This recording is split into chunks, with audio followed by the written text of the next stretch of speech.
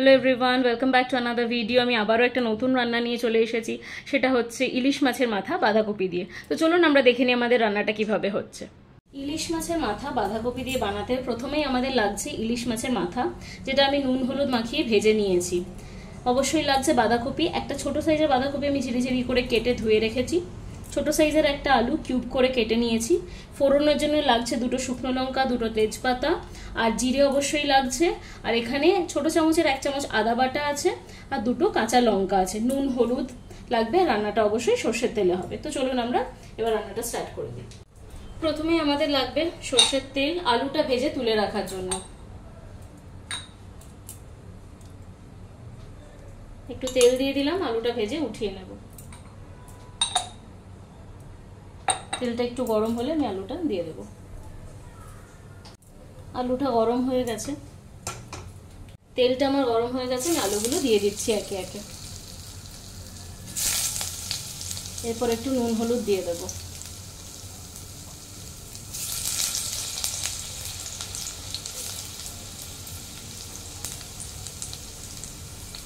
অল্প একটু নুন দিয়ে দিলাম, অল্প একটু হলুদও দিয়ে দিলাম।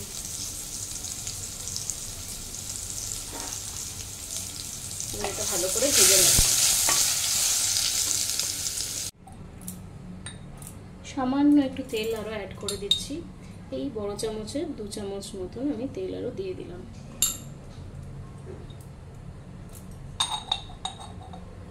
তেলটা একটু গরম হয়ে গেলে আমি ফোড়নগুলো দিয়ে দেব।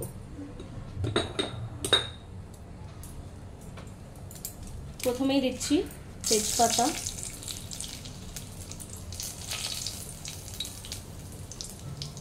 দুটো শুকনো লঙ্কা,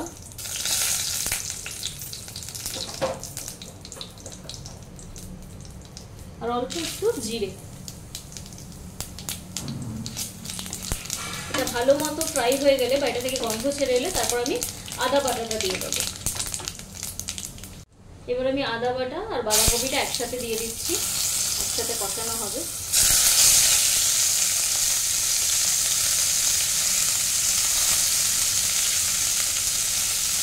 ভালো করে মিশিয়ে নেব।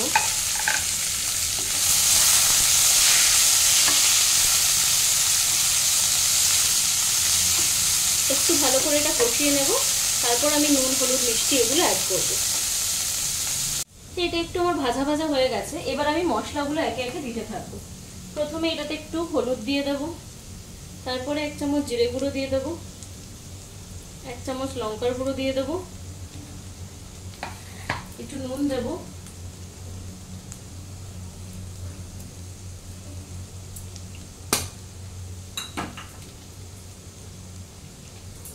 অল্প একটু চিনি দিয়ে দেবো।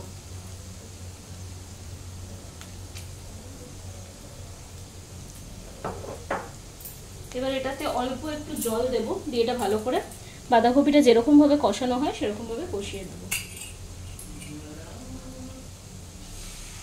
এটাতে একটু জল দিলাম।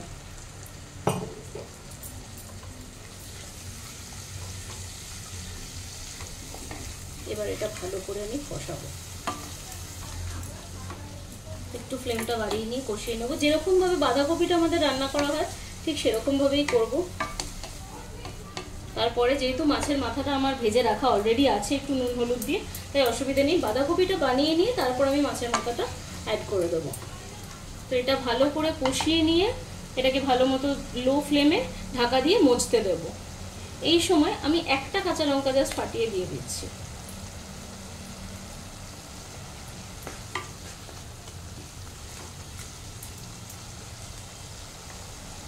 তো এটা কষতে থাকুক। কষানো হয়ে গেলে আমি যখন লো ফ্লেমে এটা ঢাকা দেবো তখন আপনাদেরকে দেখাচ্ছি। এই বাঁধাকপিটা থেকে তেল ছেড়ে গেছে।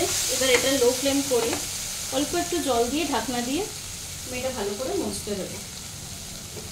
আবারও আমি একটু জল দিয়ে দিচ্ছি।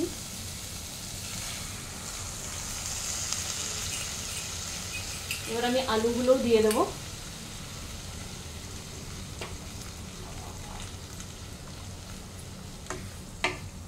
ভালো করে মিশিয়ে দিলাম।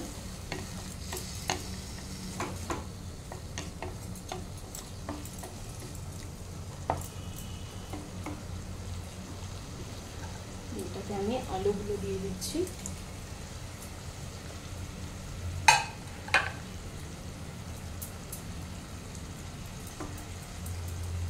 এটা আবার ঢাকনা দিয়ে লো ফ্লেমে আমি হতে দিচ্ছি। এটা হয়ে গেলে তারপরে আমি এটাতে মাছের মাথাটা অ্যাড করে দেবো।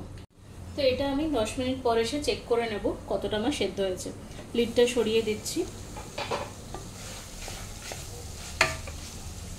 বাঁধাকপিটা অলমোস্ট মজে গেছে, একদমই মজে গেছে, আলুগুলোও সেদ্ধ হয়ে গেছে।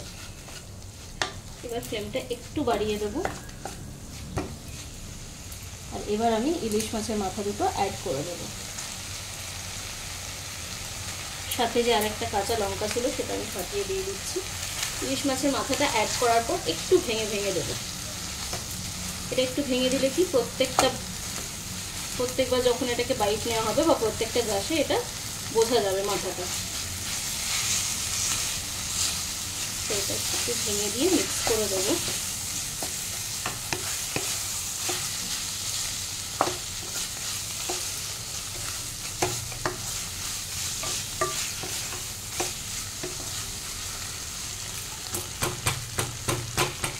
স্প্যাচুলা বা খুন্তিটা দিয়ে একটু করে ভেঙে দেবো, তাহলে একদম ভালো মতো মিশে যাবে।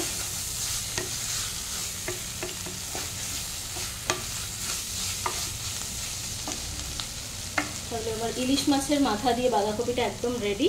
এবার এই সময় গ্যাসের ফ্লেমটা অফ করে দিচ্ছি। আমি অফ করে দিয়ে আমি একটু গরম মশলা, সামান্য একটু ঘি দিয়ে দেবো। 1 চামচ গরম মশলা দিয়ে দিলাম,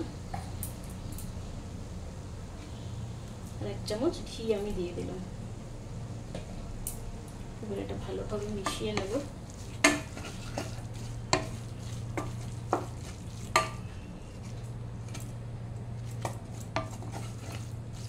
তাহলে আমার মাছের মাথা দিয়ে বাঁধাকপিটা একদম রেডি। ইলিশ মাছের মাথা দিয়ে বাঁধাকপিটা একদম রেডি।